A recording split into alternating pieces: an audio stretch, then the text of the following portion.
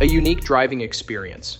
The Alfa Romeo 33 Stradale is available in two variants, designed to meet the needs of its owners. While the petrol version is equipped with a 620 HP 3.0-liter V6 twin-turbo engine, capable of reaching a top speed of 207 mph, 333 km/h, and accelerating from 0 to 62 mph in less than 3 seconds. The electric version can produce a total output of over 750 HP, with an estimated range of up to 280 miles. The 33 Stradale shares its name and basic form with the 33 Stradale sports car Alfa Romeo produced in the late 1960s.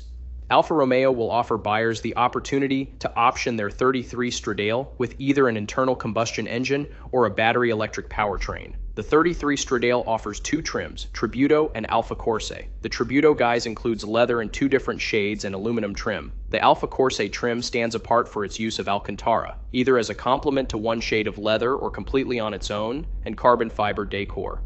Like Alfa Romeo's last limited-run sports car, the 8C, the 33 Stradale pulls from the Maserati parts bin, sharing key chassis components with the MC20.